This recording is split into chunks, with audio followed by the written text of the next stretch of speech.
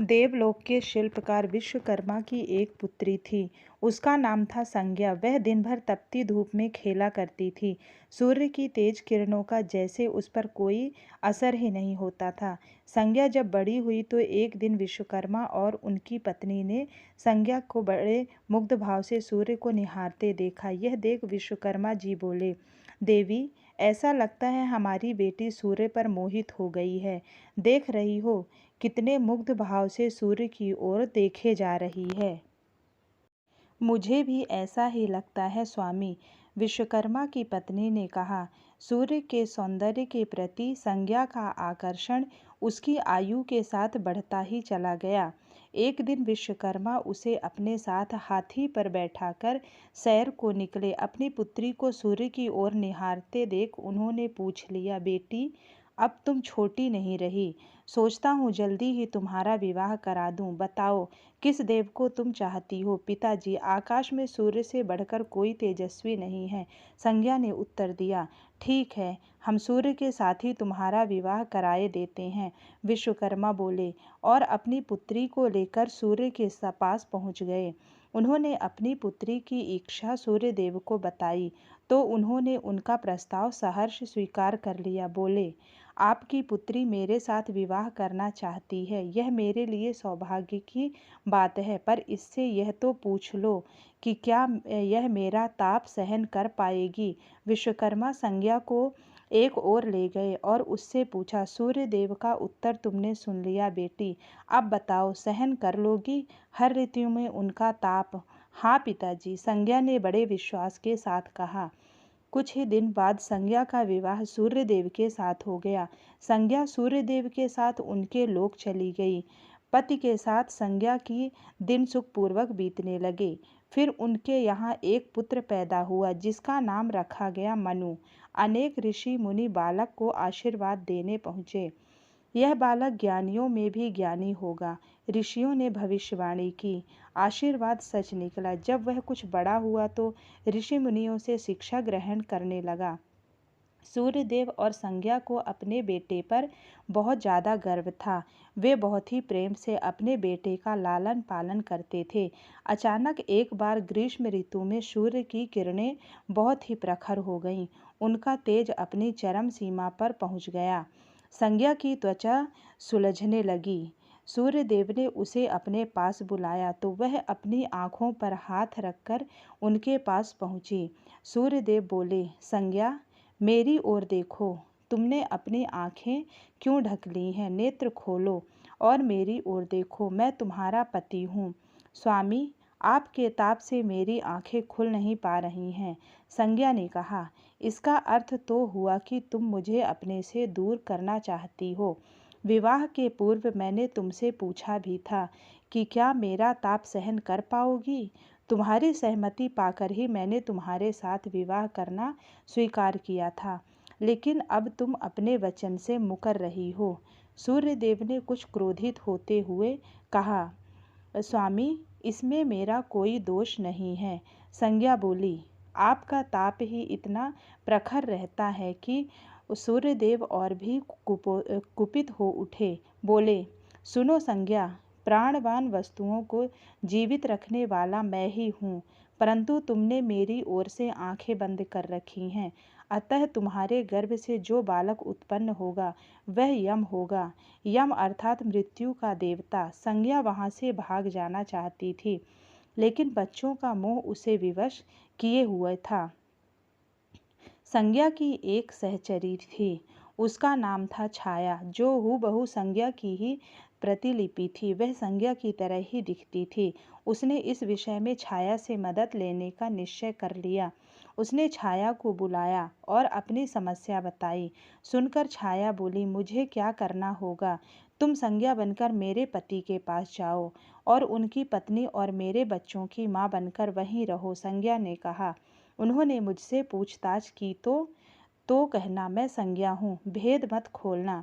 यह सब मैं करूँगी, लेकिन मेरी एक शर्त है। सूर्यदेव कभी मुझ पर बिगड़े या शाप देने लगे तो मैं सारा भेद खोल दूँगी।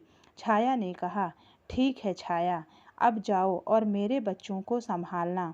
तुमने मुझे बहुत ही कठिन काम सौंपा है संज्ञा, फिर भी मैं भरसक प्रयास करना चाहूँगी, छाया बोली और वहाँ से चली गई। उसके जाने के बाद संज्ञा सोचने लगी, मैं मायके जाती हूँ, माँ और पिताजी मुझे देखकर प्रसन्न हो जाएंगे। मैं कुछ समय वहाँ रहूँगी, परंतु पिताजी कहेंगे स्त्री की शोभा पति के घर में रहने में ही होती है। ऐसे ही विचारों में उलझी वह मायके को चल पड़ी। रास्ते में उसके मस्तिष्क में उलझनें टकराने लगीं। वह सोचने लगी, पिताजी जब मुझे लौट जाने को कहेंगे तब मैं जंगल में चली जाऊंगी। संज्ञा अपने मायके पहुंची। पिता ने उसका बड़ा सत्कार किया। बोले, आओ बेटी, सब कुशल मंगल तो है? नहीं पिताजी, आपने ठीक ही कहा था, ग्रीष्म ऋतु में मैं सूर्यदेव का ताप सहन नहीं कर सकी। संज्ञा कुछ दिन वहाँ सुख से रही। एक दिन पिता ने उससे कहा, संज्ञा, तुम्हारे आने से मुझे बड़ा हर्ष हुआ, परंतु विवाह हो जाने के बाद स्त्री को मायके में अधिक समय तक नहीं रहना चाहिए। अब तुम अपने पति के घर जाओ, फिर कभी हमसे मिलने आना। तुम मुझे बहुत प्यारी हो, किंतु पति का घर ही स्त्री का घर होता है। यही मैंने सोचा था। संज्ञा मन ही मन बोली और एक रात चुपचाप पिता का घर छोड़कर जंगल में चली गई। वह सोचने लगी, मैं सूर्य के सामने नहीं जा सकती, अतः घोड़ी बन जाती हूँ। उस रूप में मुझे कोई पहचान नहीं पाएगा। घोड़ी का रूप धारण कर संज्ञा तपस्या करने लगी। सूर्य के ताप की शक्ति को कम करने के लिए उधर छाया ने सूर्य के यहाँ जाकर संज्ञा का स्थान ले लिया था। सूर्यदेव ने उसे संज्ञा ही समझा। वे बोले, तुम लौट आई मेरे यहाँ, क्षमा कर दो स्वामी, मैंने अपनी दुर्बलता को जीत लिया है। छाया खेद भरे स्वर में बोली, संज्ञा, मैं तो कब का तुम्हें क्षमा कर चुका, अब घर की जिम्मेदारी संभालो, बच्चों का लालन पालन करो। सूर्यदेव ने कहा। छाया ने कक्ष में लेटे दोनों बच्चों पर निगाह डाली और घर की जिम्मेदारियां संभाल ली। छाया इस घर में सुखी थी। वह प्रायः सोचा करती, बेचारी संज्ञा, कितना अच्छा घर त्याग कर उसे जाना पड़ा, क्या वह कभी नहीं लौटेगी? समय पाकर छाया को एक पुत्र हुआ। पुत्र पैदा होने के बाद वह कुछ चिंतित रहने लगी। मुझे यह नहीं भूलना चाहिए कि मैं संज्ञा की छाया ही हूँ।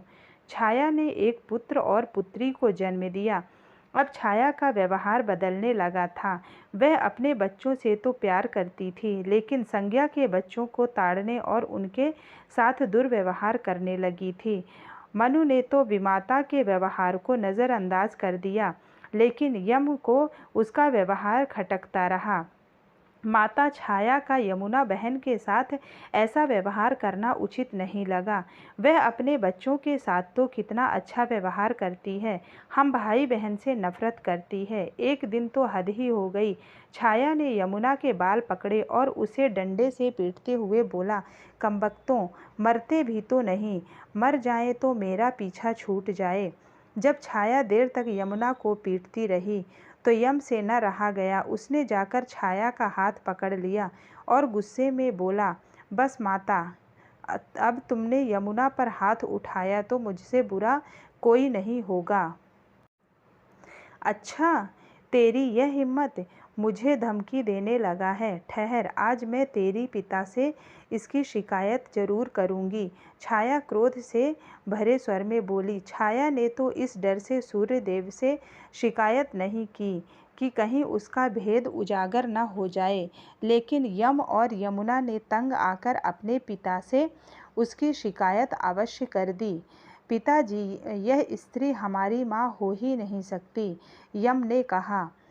हाँ पिताजी, पुत्र माता से विमुख हो सकता है, परंतु माता की ममता कभी कम नहीं होती। यमुना भी बोलने लगी, और मैं देख लूँगा, तुम जाओ, डरो नहीं, सब ठीक हो जाएगा। ऐसा कहकर सूर्यदेव ने बच्चों को धैर्य बधाया। बच्चे ठीक कहते हैं, यह अवश्य कोई मायाविनी है। सूर्यदेव गुस्से में भरकर छाया के पास पहुँचे और उसके केस पकड़कर झकझोरते हुए बोले, सच बताओ, तुम कौन हो, अन्यथा मैं तुम्हें कठोर दंड दूंगा। ठहरिए स्वामी, भय से कांपती छाया बोली, मैं संज्ञा की छाया हूँ। वह आपकी देखभाल का भार किसी को सौंपे बिना नहीं जाना चाहती थी, इसलिए उसने मुझे आपके पास भेज दिया। वह कहाँ गई है? सूर्यदेव ने पूछा। अपने पिता के यहाँ। सूर्यदेव सीधे विश्वकर्मा जी के पास पहुँचे और उनसे पूछा, संज्ञा कहाँ है? वह तुम्हारे तेज से बचने के लिए यहाँ आई थी। विश्वकर्मा ने बताया। अब वह कहाँ है? मैंने ध्यान करके पता किया है कि उसने घोड़ी का रूप लिया है। वह जंगल में घूमते रही और तुम्हारे तेज को घटाने के लिए तपस्या कर रही है। विश्वकर्मा ने बताया। तो आप मेरा तेज घटा दीजिए, फिर उसे खोजने के लिए चलते हैं। सूर्यदेव बोले। विश्वकर्मा ने सूर्यदेव के तेज का 8वां भाग छाट दिया, जिससे उनका तेज घट गया। फिर वे संज्ञा को खोजने निकले। उन्होंने राहगीरों से पूछताछ की। तुमने इधर कोई घोड़ी देखी है? हाँ, एक विलक्षण घोड़ी को हमने नदी के पास विचरण करते हुए देखा है, राहगीरों ने बताया। उसमें विलक्षण क्या बात है? वह घोड़ी मानवी भाषा में बोलती है देव। तब तो वह अवश्य ही संज्ञा ही होगी। सूर्यदेव बोले। सूर्य घोड़ी के निकट पहुँचे और कहा, संज्ञा, मैं सूर्य हूँ, तुम्हारा पति। अब यह घोड़ी का रूप त्याग दो। जब तक मेरी मनोकामना पूरी न होगी, मैं यह रूप नहीं त्यागूंगी। घोड़ी बनी संज्ञा ने उत्तर दिया। तुम्हारी मनोकामना तो पूरी हो भी गई है, सूर्य ने कहा। सूर्यदेव ठीक कहते हैं बेटी, विश्वकर्मा बोले। मैंने इनके तेज का 8वां भाग काट दिया है। पिता से आश्वासन पाकर संज्ञा ने अपना घोड़ी वाला रूप त्याग दिया और अपने स्वाभाविक रूप में आ गई। वह हर्ष और विभोर से अपने पिता से लिपट गई और फूट फूट कर रोने लगी। फिर उसने झुककर सूर्यदेव के पांव छुए और पूछा, स्वामी, हमारे बच्चे तो सकुशल हैं ना? हाँ, दोनों बच्चे ठीक हैं। मनु, यम और यमुना को अब फिर से माँ मिल जाएगी। सूर्यदेव ने मुस्कुराकर कहा, मैं अब कभी भी अपना घर त्याग कर नहीं जाऊंगी। संज्ञा बोली। आप छाया को क्षमा कर देना और अपने साथ ही रखना। दोनों का मिलन देखकर विश्वकर्मा ने भी अपना आशीर्वाद प्रदान किया। जाओ और